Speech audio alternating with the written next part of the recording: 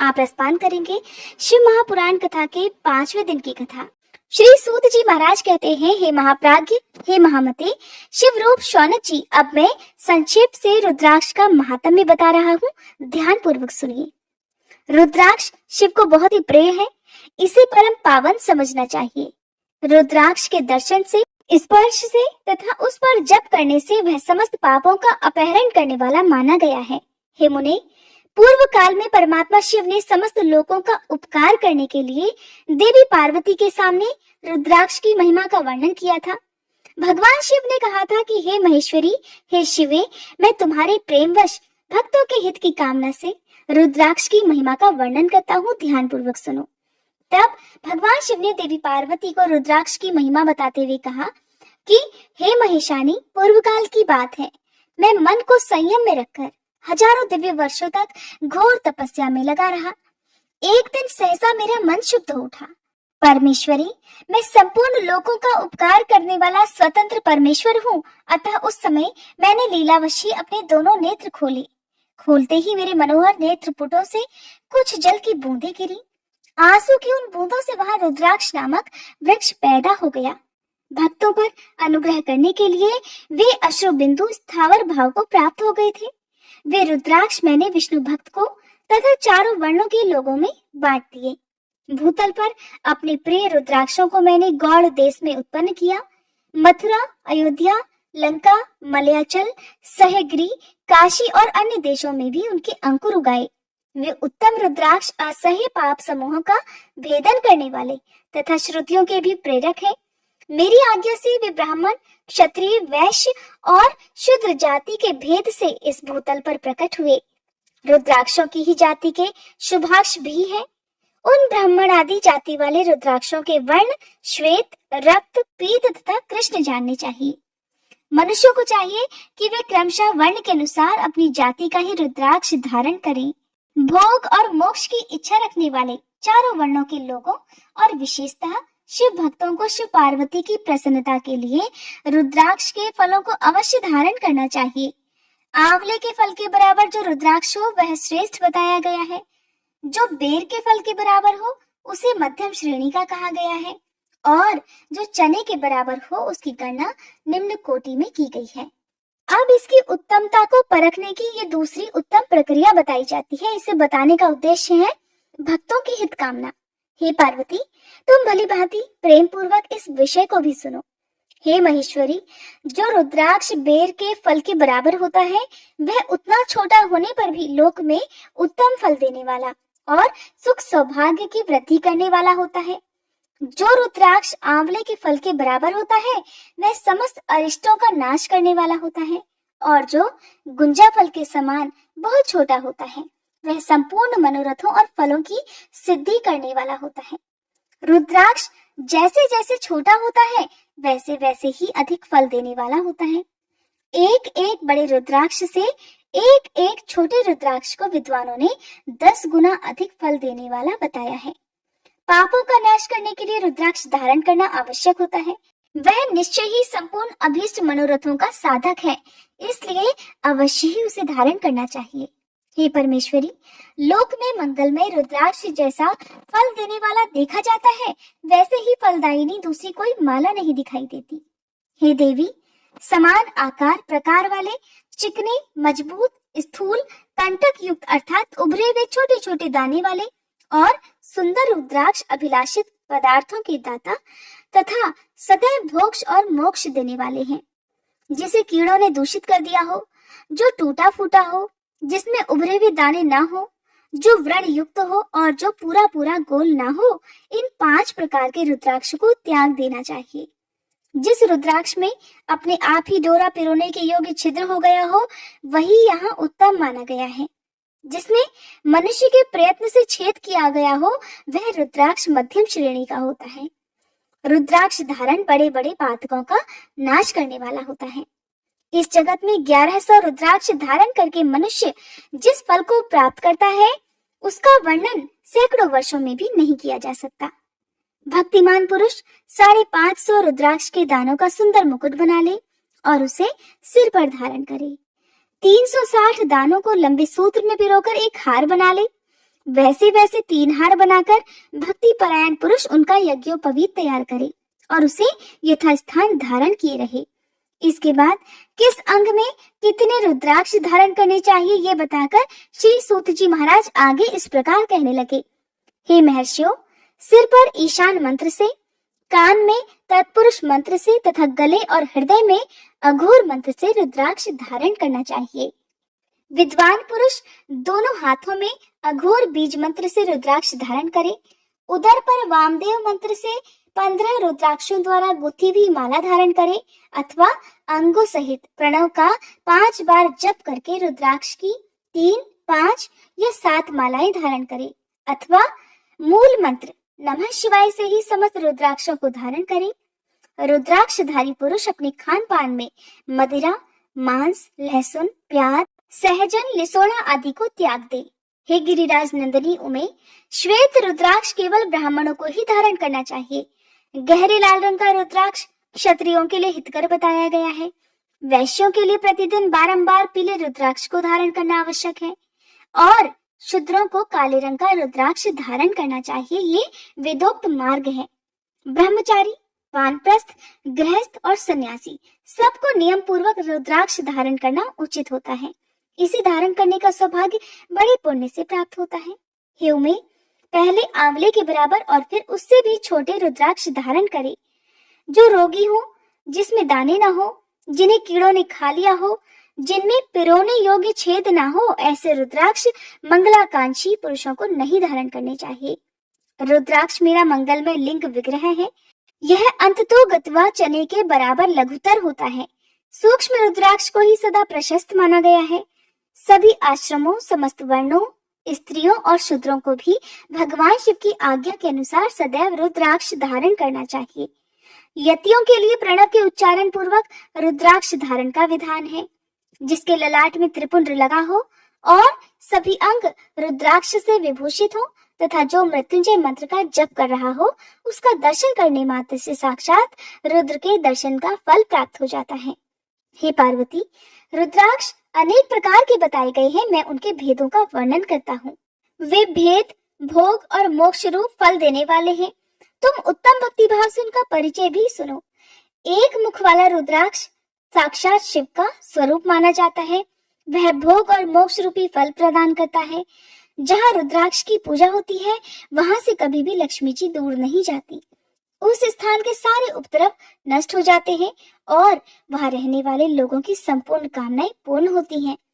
2 मुख वाला रुद्राक्ष देव देवेश्वर कहा गया है। वह संपूर्ण कामनाओं और फलों को देने वाला है।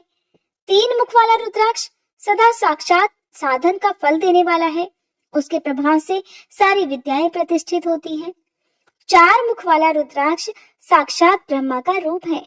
वह दर्शन और स्पर्श से शीघ्र ही धर्म, अर्थ, काम और मोक्ष इन चारों पुरुषार्थों को देने वाला है। 5 मुख वाला रुद्राक्ष साक्षात कालाग्नि रुद्र रूप है। वह सब कुछ करने में समर्थ है, सबको मुक्ति देने वाला तथा संपूर्ण मनोवांछित फल प्रदान करने वाला है। 5 मुख रुद्राक्ष समस्त पापों को नष्ट कर देता है। 6 मुखों वाला रुद्राक्ष कार्तिकेय का स्वरूप है।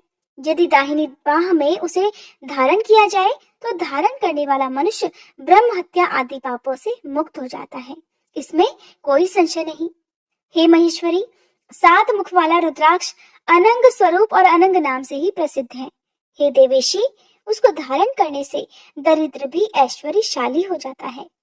8 मुख वाला रुद्राक्ष अष्टमूर्ति भैरव रूप है। उसको धारण करने से मनुष्य पूर्णायु होता है और मृत्यु के पश्चात शूलधारी शंकर हो जाता है। 9 मुख वाले रुद्राक्ष को भैरव तथा कपिल मुनि का प्रतीक माना गया है अथवा 9 रूप धारण करने वाली महेश्वरी दुर्गा उसकी अधिष्ठात्री देवी मानी गई है। जो मनुष्य भक्ति परायण होकर अपने बाएं हाथ में नवमुख रुद्राक्ष को धारण करता है, वह निश्चय ही मेरे समान सर्वेश्वर हो जाता है। इसमें कोई संशय नहीं। हे महेश्वरी, 10 मुख वाला रुद्राक्ष साक्षात भगवान विष्णु का रूप है। हे देवेशी, उसको धारण करने से मनुष्य की संपूर्ण कामनाएं पूर्ण हो जाती हैं। हे परमेश्वरी, 11 मुख वाला जो रुद्राक्ष है वह रुद्र रूप है। उसको धारण करने से मनुष्य सर्वत्र विजयी होता है। 12 मुख वाले रुद्राक्ष को केश प्रदेश में धारण करे। उसके धारण करने से मानो मस्तक पर 12 आदित्य विराजमान हो जाते हैं। 13 मुख वाला रुद्राक्ष विश्व देवों का स्वरूप है और उसको धारण करके मनुष्य संपूर्ण अभिष्टों को प्राप्त करता तथा सौभाग्य और मंगल लाभ करता है। 14 मुख वाला जो रुद्राक्ष है वह परम शिव रूप है। उसे भक्ति पूर्वक मस्तक पर धारण करें, ऐसा करने से समस्त पापों का नाश हो जाता है। हे गिरिराज कुमारी, इस प्रकार मुखों के भेद से रुद्राक्ष के 14 भेद बताए गए। अब तुम क्रमशः उन रुद्राक्षों के धारण करने के मंत्रों को भी प्रसन्नता पूर्वक सुनो। पहला ओम ह्रीं नमः, दूसरा ओम नमः, तीसरा ओम क्लीं नमः, चौथा ओम ह्रीं नमः, पांचवा ओम ह्रीं नमः, छठा ओम ह्रीं हुं नमः, सातवां ओम हुं नमः, आठवां ओम हुं नमः, नौवां ओम ह्रीं हुं नमः, 10वां ओम ह्रीं नमः, 11वां ओम ह्रीं हुं नमः, 12वां ओम क्रौं शौं रौं नमः, 13वां ओम ह्रीं नमः और 14वां ओम नमः। इन 14 मंत्रों द्वारा क्रमशः 1 से लेकर 14 मुख वाले रुद्राक्ष को धारण करने का विधान है। साधक को चाहिए कि वह निद्रा और आलस्य का त्याग करके भक्ति और श्रद्धा भाव से संपन्न होकर संपूर्ण मनोरथों की सिद्धि के लिए उक्त मंत्रों द्वारा उन रुद्राक्षों को धारण करे। रुद्राक्ष की माला धारण करने वाले पुरुष को देखकर भूत, प्रेत, पिशाच, डाकिनी, शाकिनी तथा जो अन्य द्रोहकारी राक्षस आदि हैं, वे सब के सब दूर भाग जाते हैं। जो कृत्रिम अभिचार आदि प्रयुक्त होते हैं, वे सब रुद्राक्षधारी को देखकर सशंक होकर दूर खिसक जाते हैं। हे पार्वती, रुद्राक्ष मालाधारी पुरुष को देखकर मैं शिव, भगवान विष्णु, देवी दुर्गा, गणेश, सूर्य तथा अन्य देवता भी प्रसन्न हो जाते हैं। हे महेश्वरी, इस प्रकार रुद्राक्ष की महिमा को जानकर धर्म की वृद्धि के लिए भक्ति पूर्वक पूर्वोक्त मंत्रों द्वारा विधि पूर्वक उसे धारण करना चाहिए। हे मुनीश्वर, भगवान शिव ने देवी पार्वती के सामने जो कुछ भी कहा था वो सब तुम्हारे प्रश्न के अनुसार मैंने कह सुनाया। हे मुनीश्वरों, मैंने तुम्हारे सामने इस विद्वेश्वर संहिता का वर्णन किया है। ये संहिता संपूर्ण सिद्धियों को देने वाली तथा भगवान शिव की आज्ञा से नित्य मोक्ष प्रदान करने वाली है। इससे पहले आपने सुना था विद्वेश्वर संहिता का वर्णन, और अब आप रसपान करेंगे रुद्र संहिता का। प्रथम स्कंद में ऋषियों के प्रश्न के उत्तर में नारद ब्रह्म संवाद की अवतारणा करते हुए सूत जी का उन्हें नारद मोह का प्रसंग सुनाना, काम विजय के गर्व से युक्त हुए नारद जी का शिव, ब्रह्मा तथा विष्णु के पास जाकर अपने तप का प्रभाव बताना, इस बात का वर्णन किया गया है। जो विश्व की उत्पत्ति, स्थिति और लय आदि के एकमात्र कारण है, गौरी गिरिराज कुमारी उमा के पति है, तत्वज्ञ है, जिनकी कीर्ति का कहीं अंत नहीं है, जो माया के आश्रित होकर भी उससे अत्यंत दूर है तथा जिनका स्वरूप अचिंत्य है, उन विमल बोध स्वरूप भगवान शिव को मैं प्रणाम करता हूँ। मैं स्वभाव से ही उन अनादि शांत स्वरूप एकमात्र पुरुषोत्तम शिव जी की वंदना करता हूँ, जो अपनी माया से इस संपूर्ण विश्व की सृष्टि करके आकाश की भांति इसके भीतर और बाहर भी स्थित है। जैसे लोहा चुंबक से आकर्षित होकर उसके पास ही लटका रहता है, ठीक उसी प्रकार ये सारे जगत सदा सब और जिसके आसपास ही भ्रमण करते हैं, जिन्होंने अपने ही इस प्रपंच को रचने की विधि बताई थी, जो सबके भीतर अंतर्यामी रूप से विराजमान है और जिनका अपना स्वरूप अत्यंत गूढ़ है, उन भगवान शिव की मैं सादर वंदना करता हूँ। व्यास जी कहते हैं, जगत के पिता भगवान शिव, जगन माता कल्याणमयी पार्वती जी तथा उनके पुत्र गणेश जी को नमस्कार करके हम इस पुराण का वर्णन करते हैं। एक समय की बात है, नैमिषारण्य में निवास करने वाले शौनक आदि सभी मुनियों ने उत्तम भक्ति भाव के साथ श्री सूत जी से पूछा। ऋषि पूछने लगे, हे महाभाग सूत जी, विद्वेश्वर संहिता की जो साध्य साधन खंड नाम वाले शुभ और उत्तम कथा है, उसे तो हम लोगों ने सुन लिया। उसका आदि भाग बहुत ही रमणीय है तथा वह शिव भक्तों पर भगवान शिव का वात्सल्य, स्नेह प्रकट करने वाली है। हे विद्वान, अब आप भगवान शिव के परम उत्तम स्वरूप का वर्णन कीजिए, साथ ही शिव और पार्वती के दिव्य चरित्रों का पूर्ण रूप से श्रवण भी कराइए। हम पूछते हैं, निर्गुण महेश्वर लोक में सगुण रूप धारण कैसे करते हैं?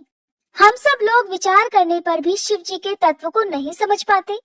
सृष्टि के पहले भगवान शिव किस प्रकार अपने स्वरूप से स्थित होते हैं, फिर सृष्टि के मध्यकाल में वे भगवान किस तरह क्रीड़ा करते हुए सम्यक व्यवहार बर्ताव करते हैं और सृष्टि कल्प का अंत होने पर वे महेश्वर देव किस रूप में स्थित रहते हैं। लोक कल्याणकारी शंकर कैसे प्रसन्न होते हैं और प्रसन्न हुए महेश्वर अपने भक्तों तथा दूसरों को कौन सा उत्तम फल प्रदान करते हैं, ये सब हमसे कहिए। हमने सुना है कि भगवान शिव शीघ्र ही प्रसन्न हो जाते हैं। वे महान दयालु हैं, इसलिए अपने भक्तों का कष्ट नहीं देख सकते। ब्रह्मा, विष्णु और महेश ये तीन देवता शिव जी के ही अंग से उत्पन्न हुए हैं। उनके प्राकट्य की कथा तथा उनके विशेष चरित्रों का वर्णन कीजिए। हे प्रभु, आप उमा के आविर्भाव और विवाह की भी कथा कहिए। विशेषतः उनके गृहस्थ धर्म का और अन्य लीलाओं का भी वर्णन कीजिए। हे निष्पाप सूत जी, आपको ये सब तथा दूसरी बातें भी अवश्य कहनी चाहिए। सूत जी महाराज कहने लगे, हे मुनीश्वरों, आप लोगों ने बड़ी ही उत्तम बात पूछी है। भगवान सदाशिव की कथा में आप लोगों की जो आंतरिक निष्ठा हुई है, इसके लिए आप धन्यवाद के पात्र हैं। हे ब्राह्मणों, भगवान शंकर का गुणानुवाद सात्विक, राजस और तामस तीनों ही प्रकृति के मनुष्यों को सदा आनंद प्रदान करने वाला है। पशुओं की हिंसा करने वाले निष्ठुर कसाई के सिवा दूसरा कौन पुरुष उस गुणानुवाद को सुनने से ऊब सकता है? जिनके मन में कोई तृष्णा नहीं है, ऐसे महात्मा पुरुष भगवान शिव के उन गुणों का गान करते हैं, क्योंकि यह गुणावली संसार रूपी रोग की दवा है। मन तथा कानों को प्रिय लगने वाली और संपूर्ण मनोरथों को दिलाने वाली है। हे ब्राह्मणों, आप लोगों के प्रश्न के अनुसार मैं यथा बुद्धि प्रयत्न पूर्वक शिव लीला का वर्णन करता हूँ। आप सभी ध्यान पूर्वक और आदर पूर्वक सुनिए। जैसे आप लोग पूछ रहे हैं, उसी प्रकार देवर्षि नारद जी ने भी शिव रूपी भगवान विष्णु से प्रेरित होकर अपने पिता से पूछा था। अपने पुत्र नारद जी का प्रश्न सुनकर शिव भक्त ब्रह्मा जी का चित्त प्रसन्न हो गया और वे उन मुनि शिरोमणि को हर्ष प्रदान करते हुए प्रेम पूर्वक भगवान शिव के यश का गुणगान करने लगे। एक समय की बात है, मुनि शिरोमणि विप्रवर नारद जी ने, जो कि ब्रह्मा जी के पुत्र हैं, विनीत चित्त होकर तपस्या में मन लगाया। हिमालय पर्वत में कोई एक गुफा थी जो बड़ी शोभा से संपन्न दिखाई देती थी। उसके निकट ही देव नदी गंगा निरंतर वेग पूर्वक बहती थी। वहां एक महान दिव्य आश्रम था जो नाना प्रकार की शोभा से सुशोभित था। दिव्यदर्शी नारद जी तपस्या करने के लिए उसी आश्रम में गए। उस गुफा को देखकर मुनिवर बड़े प्रसन्न हुए और सुदीर्घ काल तक वहां तपस्या करते रहे। उनका अंतःकरण बड़ा शुद्ध था। वे दृढ़ता पूर्वक आसन बांधकर मौन होकर प्राणायाम पूर्वक समाधि में स्थित हो गए। हे ब्राह्मणों, उन्होंने वो समाधि लगाई जिसमें ब्रह्म का साक्षात्कार कराने वाला अहम ब्रह्मास्मि अर्थात मैं ब्रह्म हूँ ये विज्ञान प्रकट होता है। मुनिवर नारद जी जब इस प्रकार तपस्या करने लगे, उस समय यह समाचार पाकर देवराज इंद्र कांप उठे। वे मानसिक संताप से विवल हो गए कि नारद मुनि मेरा राज्य लेना चाहते हैं। मन ही मन ऐसा सोचकर देवराज इंद्र ने उनकी तपस्या में विघ्न डालने के लिए प्रयत्न करने की इच्छा की। उस समय देवराज ने अपने मन से कामदेव का स्मरण किया। स्मरण करते ही कामदेव जी आ गए। महेंद्र ने उन्हें नारद जी की तपस्या में विघ्न डालने का आदेश दे डाला। आज्ञा पाकर कामदेव वसंत को अपने साथ लेकर बड़े गर्व से उस स्थान पर गए और अपना उपाय करने लगे। उन्होंने वहां शीघ्र ही अपनी सारी कलाएं रच डाली। वसंत ने भी मदमत्त होकर अपना प्रभाव अनेक प्रकार से प्रकट किया। हे मुनिवरों, कामदेव और वसंत के अथक प्रयास करने पर भी नारद मुनि के मन में विकार नहीं उत्पन्न हो पाया। महादेव जी के अनुग्रह से उन दोनों का गर्व चूर्ण चूर्ण हो गया। शौनक आदि महर्षियों, ऐसा होने में जो कारण था उसे भी आदर पूर्वक सुनो। महादेव जी की कृपा से ही नारद मुनि पर कामदेव का कोई असर नहीं पड़ा। पहले उसी आश्रम में कामशत्रु भगवान शिव ने उत्तम तपस्या की थी और फिर वहीं उन्होंने मुनियों की तपस्या का नाश करने वाले कामदेव को शीघ्र ही भस्म कर डाला था। उस समय रति ने कामदेव को पुनः जीवित करने के लिए देवतागणों से प्रार्थना की थी। तब देवताओं ने समस्त लोकों का कल्याण करने वाले भगवान शंकर से प्रार्थना की उनके प्रार्थना करने पर वे कहने लगे, हे देवताओं, कुछ समय व्यतीत होने के बाद कामदेव जीवित तो हो जाएंगे, परंतु यहाँ उनका कोई उपाय नहीं चल सकेगा। अमरगण, यहाँ खड़े होकर लोग चारों ओर जितनी दूर तक की भूमि को नेत्र से देख पाते हैं, वहां तक कामदेव के बाणों का कोई प्रभाव नहीं चल सकेगा, इसमें कोई संशय नहीं। भगवान शंकर के ऐसे वचन सुनकर उस समय वहां नारद जी के प्रति कामदेव जी का निजी प्रभाव मिथ्या साबित हुआ। वे शीघ्र ही स्वर्गलोक में देवराज इंद्र के पास लौट गए। वहां कामदेव ने अपना सारा वृतांत और मुनि का प्रभाव कह सुनाया। इसके बाद देवराज इंद्र की आज्ञा से वे वसंत के साथ अपने स्थान को लौट गए। उस समय देवराज इंद्र को बड़ा आश्चर्य हुआ। उन्होंने नारद जी की पूरी पूरी प्रशंसा की, परंतु शिव जी की माया से मोहित होने के कारण वे उस पूर्व वृतांत को स्मरण ही नहीं कर पाए।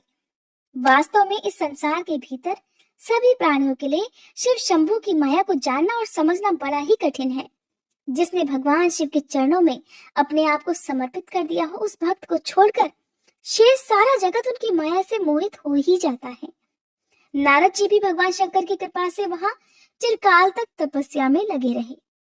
जब उन्होंने अपनी तपस्या को पूर्ण हुई समझा, तब वे मुनि उससे विरत हो गए। कामदेव पर मेरी विजय हुई ऐसा मानकर उन मुनीश्वर के मन में व्यर्थ ही गर्व हो गया। भगवान शिव की माया से मोहित होने के कारण उन्हें यथार्थ बात का ज्ञान ही नहीं रहा, अर्थात वे ये नहीं समझ सके कि कामदेव के पराजित होने में भगवान शंकर का ही प्रभाव का कारण है। उस माया से अत्यंत मोहित होकर मुनि शिरोमणि नारद जी अपना काम विजय संबंधी वृतांत बताने के लिए तुरंत ही कैलाश पर्वत पर चले गए। उस समय वे विजय के मद से उन्मत्त हो रहे थे। वहां रुद्रदेव को नमस्कार प्रणाम करके गर्व से भरे हुए मुनि ने अपने आप को महात्मा मानकर तथा अपने ही प्रभाव से कामदेव पर अपनी विजय हुई समझकर उनसे सारा वृतांत कह सुनाया। वो सब सुनकर भक्त वत्सल भगवान शिव ने नारद जी से, जो कि अपनी अर्थात शिव जी की माया से ही मोहित होने के कारण काम विजय के यथार्थ कारण को नहीं जानते थे और अपने विवेक को भी खो बैठे थे, कहने लगे, रुद्र कहने लगे, तात नारद, तुम बड़े विद्वान हो और धन्यवाद के पात्र हो, परंतु मेरी ये बात ध्यान देकर सुनो। अब से फिर कभी ऐसी बात कहीं भी मत कहना। विशेषतः भगवान विष्णु के सामने तो इसकी चर्चा बिल्कुल भी मत करना। तुमने मुझसे अपना जो वृत्तांत बताया है, उसे पूछने पर भी दूसरों के सामने मत कहना। ये सिद्धि संबंधी वृत्तांत सर्वथा गुप्त रखने योग्य है, इसे कभी किसी पर प्रकट नहीं करना चाहिए। तुम मुझे विशेष प्रिय हो, इसलिए अधिक जोर देकर मैं तुम्हें ये शिक्षा देता हूँ और इसे ना कहने की आज्ञा भी देता हूँ, क्योंकि तुम भगवान विष्णु के भक्त हो और उनके भक्त हुए तो मेरे भी अत्यंत अनुगामी हो। इस प्रकार बहुत कुछ कहकर संसार की सृष्टि करने वाले भगवान रुद्र ने नारद जी को शिक्षा दी। अपने वृतांत को गुप्त रखने के लिए उन्हें समझाया बुझाया, परंतु नारद जी तो शिव जी की माया से मोहित थे, इसलिए उन्होंने उनकी दी हुई शिक्षा को अपने लिए हितकर नहीं माना और बाद में मुनि शिरोमणि नारद जी ब्रह्मलोक में गए। वहां ब्रह्मा जी को नमस्कार करके कहने लगे, हे पिताश्री, मैंने अपने तपोबल से कामदेव को जीत लिया है।